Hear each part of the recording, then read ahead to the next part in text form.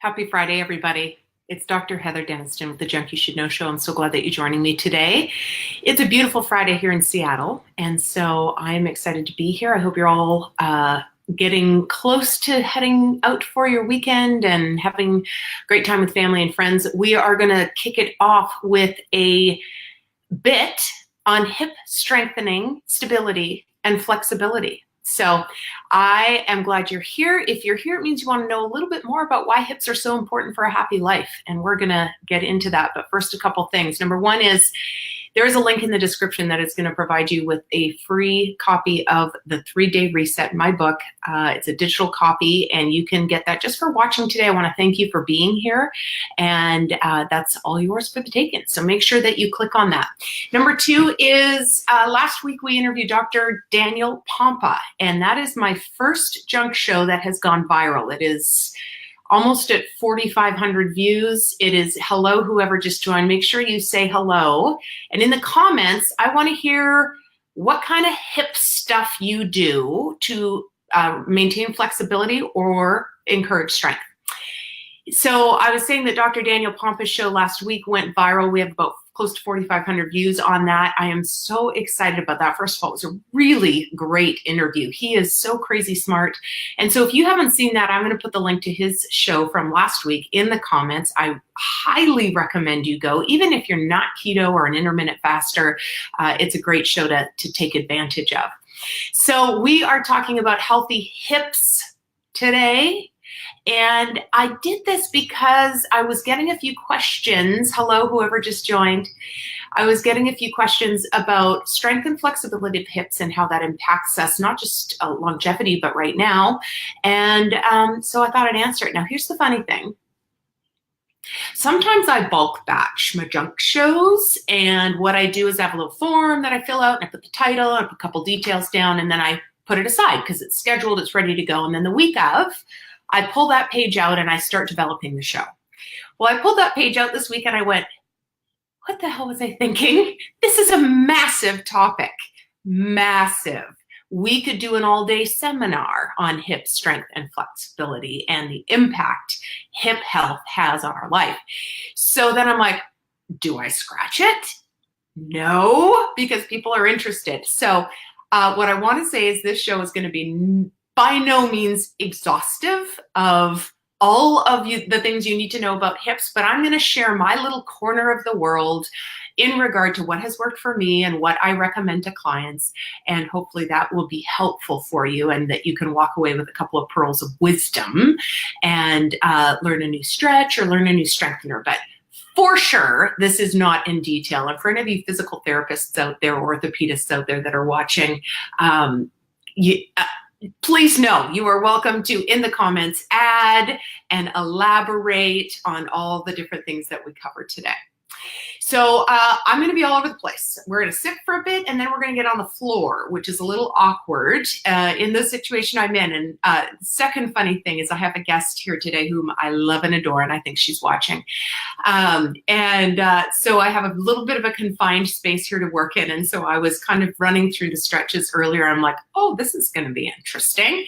So bear with me. There'll be part of the time where you just see hips down, and there'll be part of the time where you see my whole body, and there'll be other parts of the time where I'm rolling all over the floor. So it's going to be a good show. It's going to be fun. I was thinking when you finish a live, if you've never done one, Facebook picks a thumbnail for you out of all of the, hey Mel, out of all of the shots to your throat, they just pick one. And I'm like, oh, won't that be interesting if they pick one of me with my legs up in the air and all over the place? And so hopefully they won't. They'll pick one that is not scary or inappropriate, and we will have some fun today. So we're going to start by talking about foam roller, stick, and lacrosse ball, because our hips, to be healthy, need to have relaxed muscles that are happy. And sometimes what happens is when our hips are unstable, the muscles tighten up to try to stabilize, and then they become chronically tight, and then that sets up for imbalances, trigger points, and little bits of adhesions, and all sorts of things that do not serve your hips well. So part of the program of Hip Health is to make sure that you are regularly using foam roller or a stick or a lacrosse ball. Now let's talk about this. In my research, I was reading an article from a physical therapist, and he said, don't bother with the foam roller in the hips. It's too close for missiles. We need to pull out the guns. And the guns are lacrosse ball. Tennis ball is great for everywhere else, but when you're getting into the deep tissue of the hips, I find lacrosse ball is more effective. Now, we need to talk a little bit about hip anatomy, because what you don't want to be doing when you're using your foam roller or your lacrosse ball is rolling and snapping over bony parts, over parts that are going to become irritated. If you roll over them too much, we want to stick to the fleshy muscle tissue. So let's just look at that for a second. Ooh, there we go. You can see there are a lot of muscles that play into the hips. We've got quadratus lumborum, we've got the glute muscles, we have the adductors and the abductors. I drew a couple extra ones in because when it comes to hip stability, people think, oh, my butt muscles, which is very important, but we might forget hamstring, quad, IT band, hip flexor, those all play a role, and we need to respect that. So when we get into the glute muscles with a lacrosse ball, what I like to do is stand up against the wall or lie on the floor on it. And when you're using a lacrosse ball, you have two choices of things you can do. You can compress the ball into the muscle tissue and just let it stay there. Make sure you're not at battle with the lacrosse ball. If you're like, ugh, then your muscles are going to be tight, pushing into this. It's going to be counterproductive. So you want to find a position that you can just relax into it. And if it's too painful, then you're not going to be able to do that. So it's not like, no pain, no gain. You do need to get in there a little bit, but make sure that you are respecting that muscle and its timeline for letting go, not your timeline for letting go. So you can let it just sink into the muscle. The second thing you can do is you can roll it, and rolling it around like a little, say a 2-inch area of the tissue is going to help break up adhesions. It's going to increase blood flow. It's going to push out inflammation. Ball work in your muscle tissue is golden. Okay, so one thing I'm going to be up and down a whole bunch, guys. Who likes my pants? Who likes my pants? So here is the area you want to be working. This is our glute muscle. Here is what we call TFL. Anything other than that, you're either on bone or you're just not in the right area necessarily. So I like to lie on my side with the ball in the fleshy parts, and I roll around till I find a tight bit, and then I sink into it and might roll a little bit. So that works really well. Remember, guns, not missiles, okay? For the rest, like your quads and your hamstring and your IT band, foam roller, no problem. And what I'm going to do is post my YouTube video on how to use a foam roller down below, so we don't have to go through that all today. And you will see that you can do your whole body in a matter of minutes, and particularly your quads, your hamstrings, your IT bands are such essential parts to release to make sure that your hips are moving like they should be, okay? Okay. Let's talk a little bit about why we want hip health. Hip health is one of the biggest predictors of your mobility, functionality, longevity, independence as you age. Here's why. What do you use when you get in and out of a car? What do you use when you sit down and go to stand up? What do you use when you try to get out of bed, right? When you're walking, hips all the time. And as we start to lose mobility or strength there, then our life starts to close in a little bit, because suddenly we need somebody helping us get out of bed, somebody helping us get up and off the toilet. So having full range of motion of your hips and the ability to engage the proper muscles is absolutely essential for long-term health of your body. And right now, it plays a role if you're in your 30s or your 40s or your 50s. Hip health plays such a role in how active you can be right now. So super, super key, very important, and often neglected. Okay, the second thing I want to touch on before we get into the strengtheners and the stretches, which is what we're going to be doing in the Body of the Junk show today, is Bony strength. Okay, some people mix up when I say hip strength, they think bone strength, and that's not typically what I'm talking about. So let's touch on that. Hello, whoever just joined. Please give me a shout out. Oh my goodness, it seems like my phone is on. I heard a ding. Let's make sure that that's off. Yeah, it is. All right. When we're talking about bony strength of the hip, we're talking about, well, the opposite of that is osteoporosis, osteopenia.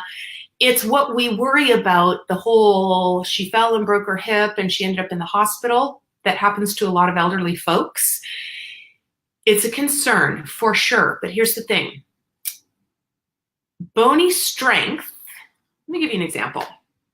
If you have a fellow sitting on the couch and he's obese and he wants to start strengthening his muscles and he says to you, I'm going to start drinking protein powder every day, 3 times a day, so I can build muscle.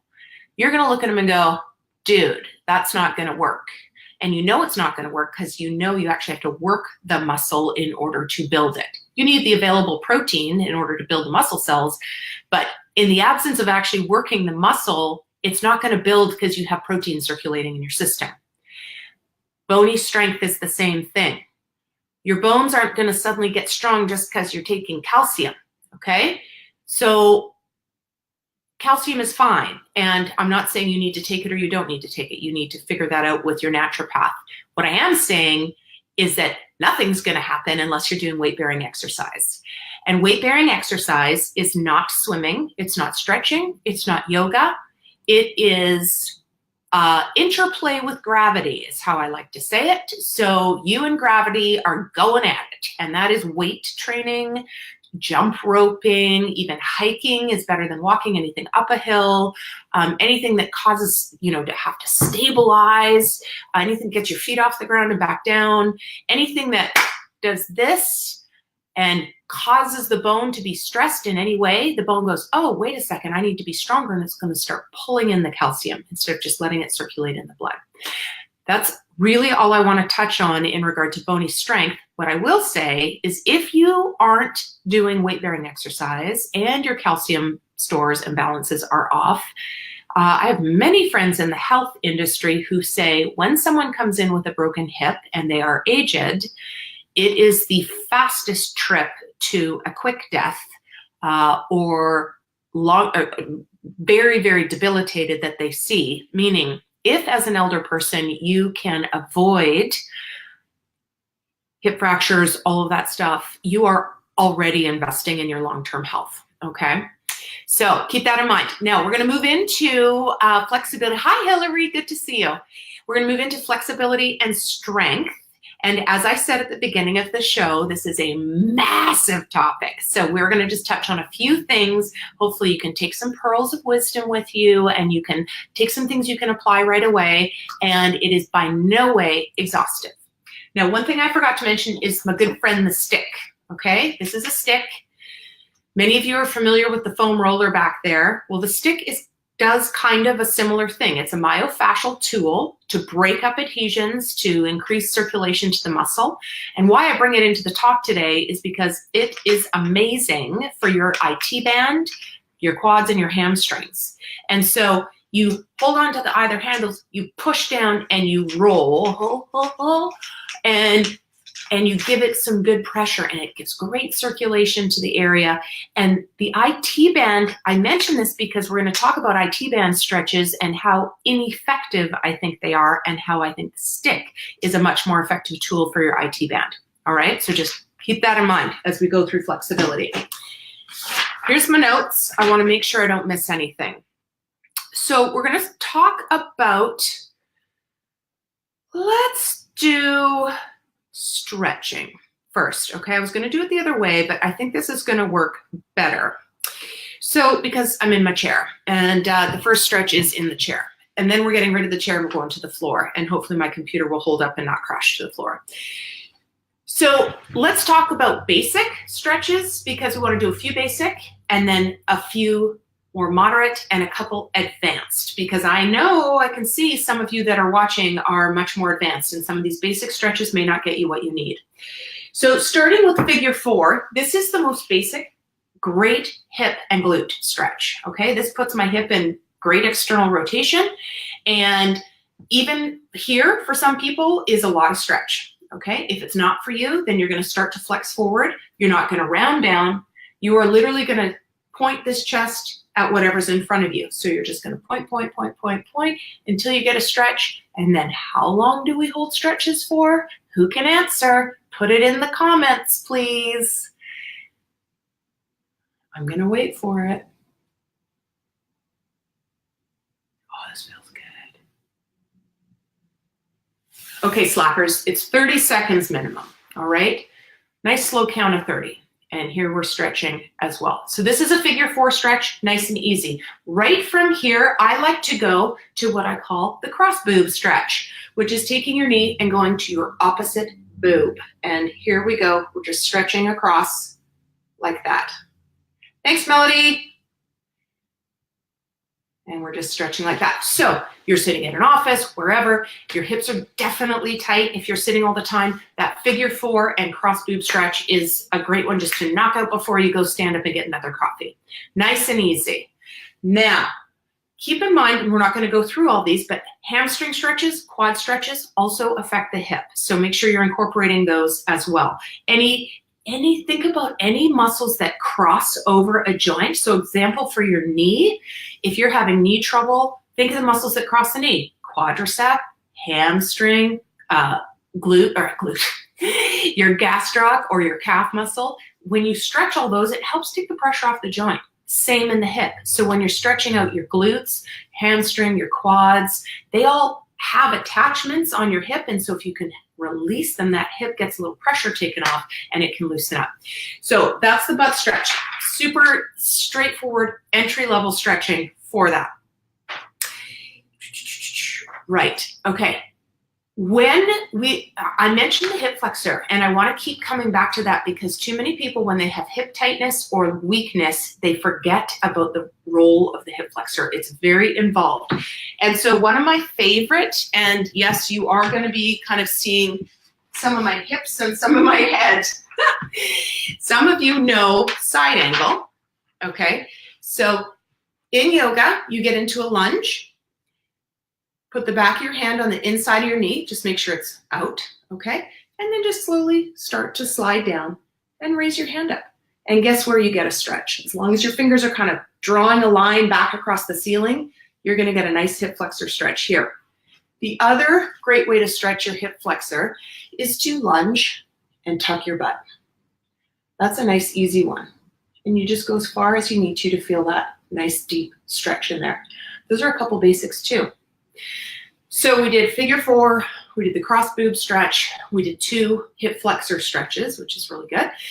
And I mentioned IT band stretch. I think the stretch is so silly because I don't really feel like, for me, it gets much. Cross leg over, pop hip out, and lean. And we feel a stretch down here, but frankly, using the stick, way more effective. So that's very helpful. Okay, let's move into some moderate stretches. Some of you who are watching, I know, have a little bit of a stretching practice already. So how do we advance that? We're gonna do 3, and they're somewhat yoga based. They're all flow. And so, meaning I'm gonna do kind of a 2 exercise flow. I like flows. It makes me feel like I'm not just sitting in a stretch forever. And by flow, I mean pinning a couple stretches together at the same time, almost like you're kind of moving through or dancing through a stretching program. So we're gonna start with pigeon, then what I call opposite hurdler stretch. You'll see what I'm talking about. And then feet touch. Okay, we're gonna start with that. I'm gonna position you so you can see me just a little better. Hopefully my computer won't go flying. Stay. Okay, hopefully you can still hear me. Now, cross-legged is actually a bit of a hip stretch for many people. And so get down on the floor regularly and try to sit like this, okay? Let's keep these hips open. What happens is we sit, and then as we age, we don't get down on the floor as much, and we need to. We need to practice getting down on the floor and up off the floor and sitting on the floor and sitting in different positions to help keep things open and keep our range of motion full. So pigeon stretch, you may know it as something else, but in yoga, we typically call it pigeon stretch. And so knees out in front, this leg out a little bit, and you should be feeling kind of through here and through your butt.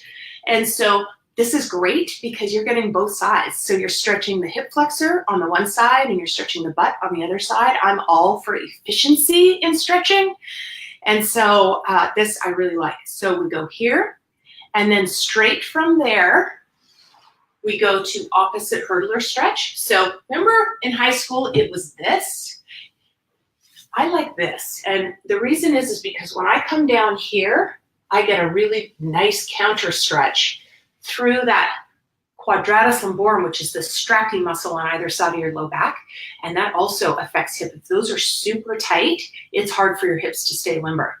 So what I call opposite hurdler stretch, like this. And again, we're holding for 30 seconds, but the show would be 2 hours long if we did that. Then we go feet to feet. Now, some of you may or may not know, I actually have an arthritic condition which makes my hips and SI joints super inflexible. So I really have to work at this. So this does not come easily to me. And you may go, oh my gosh, my knees touch the ground. And that is awesome for you. And if you're up here, that's okay too. So wherever you're feeling. So we go here, try to grab our feet, and we just pull a little bit to the inside. Okay, and then we go to opposite hurdler stretch. And if your feet aren't available to you, then just flex forward. That's okay. And then where were we? Pigeon, right? You can see how it's a bit of a flow. Did I do that right? 1, 2, 3, here. There we go. Okay, so we're back to pigeon stretch on the opposite side. So you literally can just spin around in a circle with those stretches. So that's number 1. Pigeon, opposite hurdler, feet together, flexing forward, and you just pop around in a circle. Number 2, this is a little bit more advanced, and this takes a little practice. So if at first just cross-legged is available to you, that's okay. If you are able to get knee over knee, great. Just do what you can and start working toward that.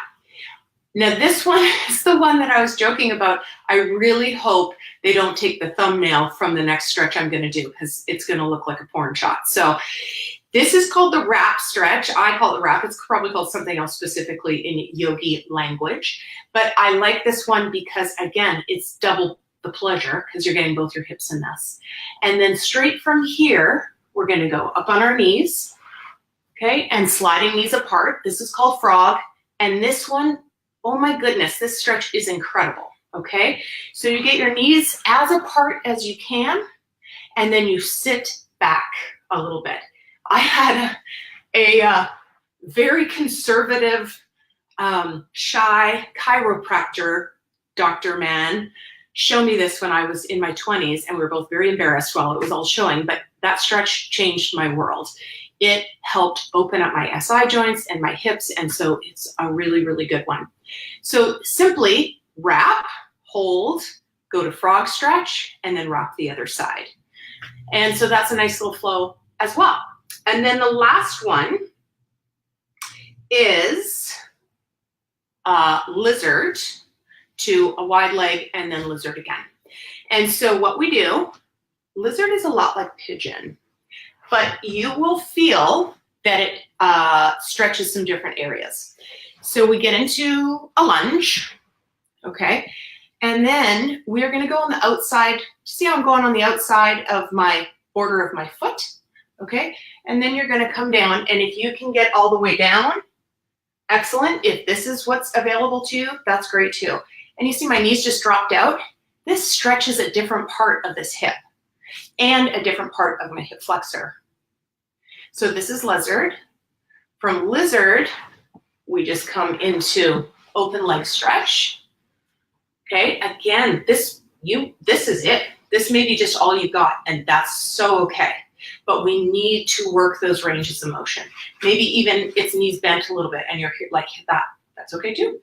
If you have more and you can pull down, great. And then from there, we get into the opposite side lizard. So again, you're in a lunge position, out on the outside of the foot, and then we're down, okay? If you can do that. This feels so good. I love it. So let's just talk and see what we've missed. I'm working up a sweat, actually. So we did figure 4, knee to opposite chest, and IT band stretch. Those were some basics. We also talked about quad, hamstring, hip flexor stretch, which we did as side angle or as a lunge stretch with a butt tuck. We talked about those. Those are all the basics, right? Then a little bit more moderate to advanced. We did pigeon to opposite hurdler stretch, right? And then to feet together and lean forward. And then we did wrap stretch to frog, which is the knees apart, the one that you don't want to do in public places necessarily. And then we did pigeon to legs apart and then pigeon on the other side. So those are some basic stretches to get you some range of motion in your hips. And do not be discouraged if you start out and feel like, oh my gosh, that is just, none of that is available to me. Then start in the chair and just be doing your figure 4 stretches. Maybe start to work opening your legs and closing your legs, on the floor or even on a chair. That can be super useful.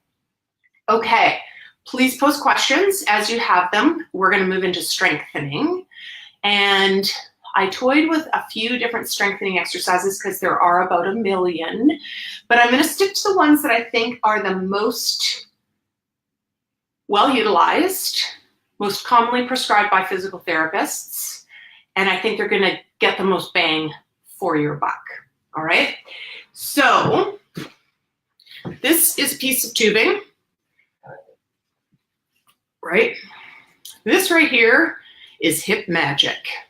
It is, because the minute you put it on either ankle or on, in your knees, your legs have to stabilize outward, which fires all the way up here with your glutes and everything else. So even if you're sitting watching TV and you want to put this around your ankles and walk around your living room, that's a hip strengthener. Alrighty, so let me just demonstrate. So anytime we spread apart this way, I'm firing here.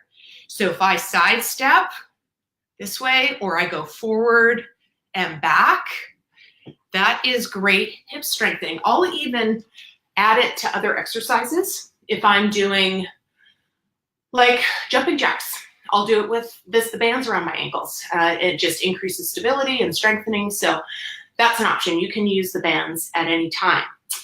You can, sideways. Okay, so I'm going to go through 3 other ones, and these are the most common and the best hip strengtheners, in my opinion, if you're starting out with hip strengthening. Now, the second one, other than tubing, is a side raise. And so you can start out just by literally lying on your side and doing these, right? Remember those? Jane Fonda? Hello. If you are more advanced, you can get up into a side plank and do them. You can also put a band around your ankles, and that's really hard, and it fires both sides really great. So that's an awesome one because there's lots of ways to advance that. So start out just lying on your side and doing raises. Now, you guys might be saying, how many do I do of each one? I, as a practitioner, often got away from giving super specific numbers because I want you to listen to your body, and the exercise should be challenging, but not overly difficult or painful. And I like you to go to fatigue. So if 3 sets of 10 makes you pretty tired in that muscle area, awesome. If 3 sets of 5 does that for you, with the tubing, it's really quick to see when you're fatiguing because you can really feel the burn. So when you're doing tubing exercises, you'll start to feel a little burny. You can keep going, try to knock out, say, 5 or 10 more, and that's a good place to stop. So we talked generalized tubing, walking around your house with the tubing around your ankles, doing side stepping forward and back, adding it to another exercise. We just talked about side raises. Those are awesome. And then clamshells are the most common. Literally, I think every PT gives every patient clamshells. Can I get an amen? So clamshells are knees bent, feet together, and then you can be down like this or right down, and you're just coming up and down.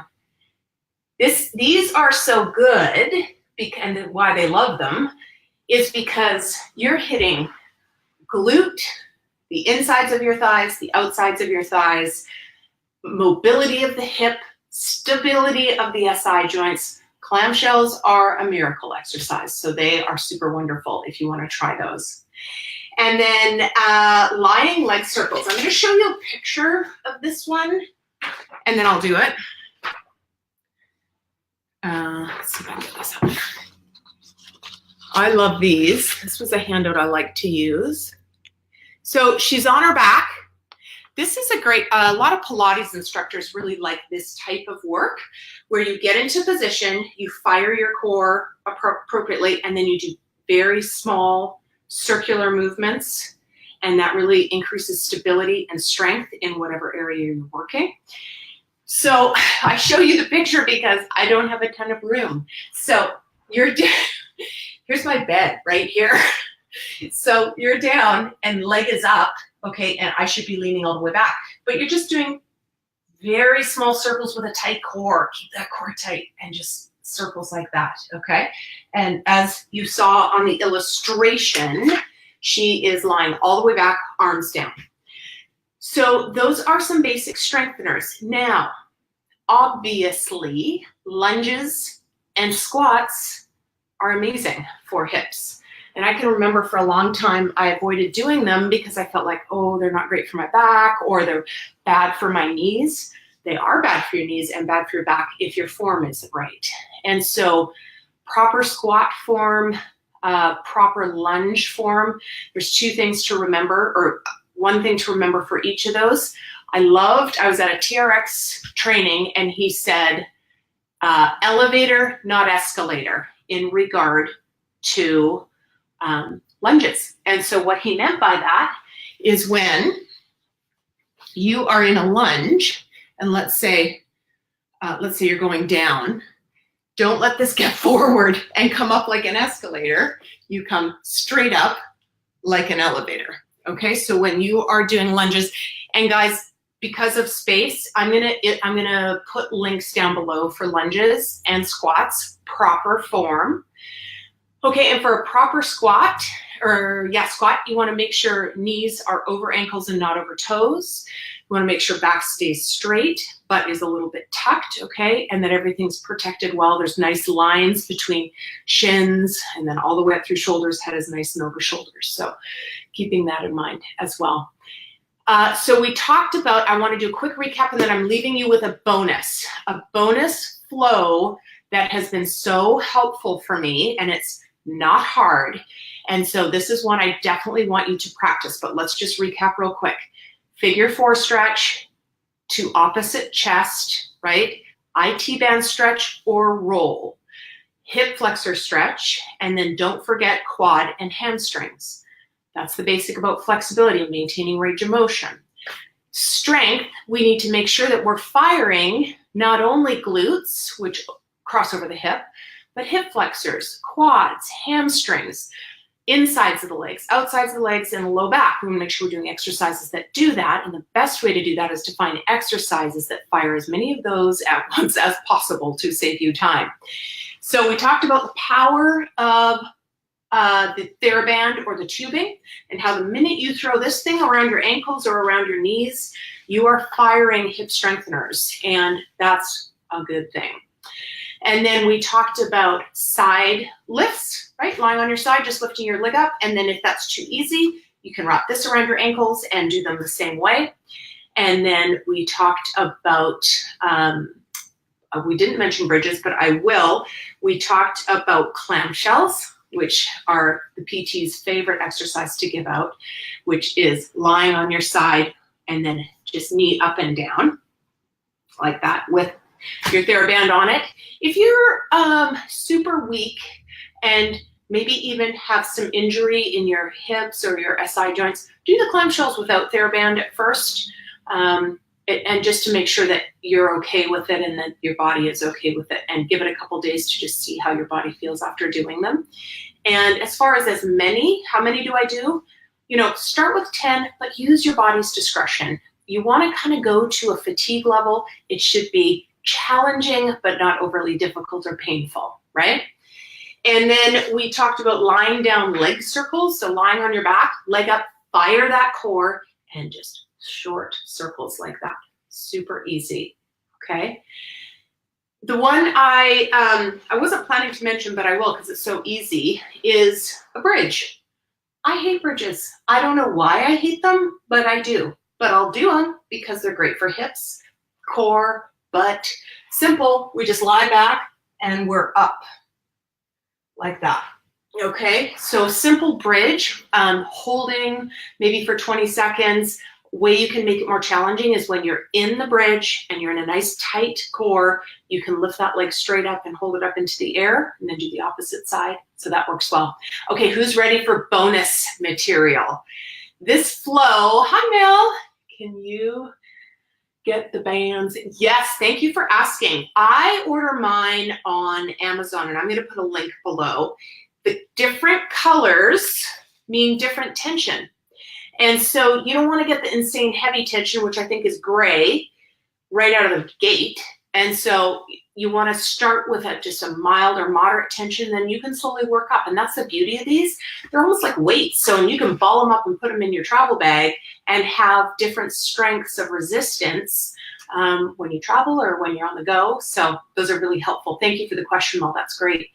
Okay, so this flow, Mel, you're gonna love this because this comes from, my good friend Mel is somebody I've worked out with for a long time. And we worked out with a fellow named Zax, and he invented this flow. I have perfected it.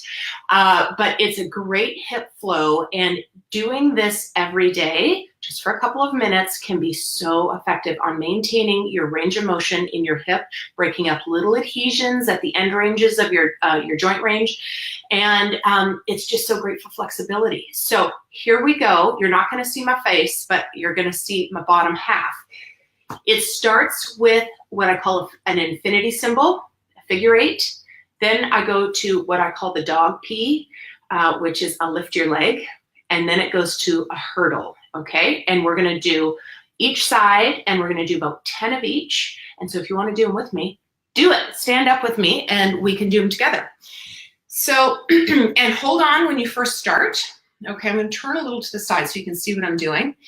So you lift your knee, and now picture your knee like the tip of a pencil drawing an infinity symbol. So I'm down and I'm around. Do you see how I'm getting external rotation, internal rotation, abduction, which is away, adduction, which is adding back in? I am getting all the ranges of motion of the hip, okay?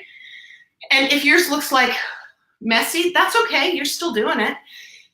Try to kind of get up and down like a wave in the ocean, figure 8, okay? Second part is the dog pier. Knee to knee, okay, don't get out here. Knee to knee, and we come up and down. So I'm gonna lift this up just a little bit.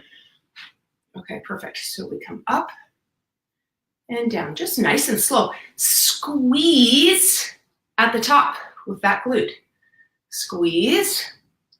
And try to get up there. Like this is fine, but if you can really give it a nice stretch, think about how that increases that ball and socket movement. The final one is the trickiest and one of the most effective. So here's my leg that I'm working, and I do all 3 on one side, all 3 on the other side. Reach the leg back behind your other leg. Tap the outside of your leg onto the floor. So the outside of my foot, the outside of my foot is on the carpet. Now you've watched hurdlers before, and here's what we're doing. We come up and stop, as if I'm going over a hurdle or I'm trying to get over a fence. And then we come back and we rotate that hip all the way to the outside portion of the foot, and then we come up and over. And then we come back down, rotate, and all the way up and over. This hip flow again, figure eights. Try to do at least 20. Just like that. Then puppy peers or lift your leg. And we'll try to get about 10. I'll do 5, so I'm not keeping you too long. Okay, and then we touch the outside of the foot. That's full internal rotation, external rotation, up and over. And don't let this foot drop down here. You can't get it over a hurdle that way. Foot's got to be up here. So right here, and hold it for a second, and then you come back outside of the foot, hold it up. So we've covered a lot of ground, and I'm hot and sweaty now. There's going to be a lot of links in the comments. So if you are watching this in replay, make sure you go to the original post and check the comments. If you're watching this on YouTube, just come on over to Facebook and check all the comments. There'll be lots of links down there and good information you don't want to miss. And that'll be on the Well Fit and Fit page on Facebook.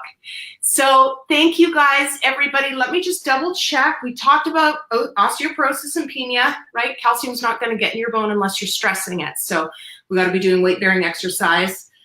Joint flexibility and strength is a huge predictor for longevity, for independence, for your ability to function physically. It's a huge indicator. So that's super key. So I want you to spend some time on your hip health. And even if you don't have stiffness or pain, don't forget about it. Thanks, Hillary. I'm so glad that you're here. Thanks, everybody who joined live. I super, super appreciate you being here live. It keeps me going.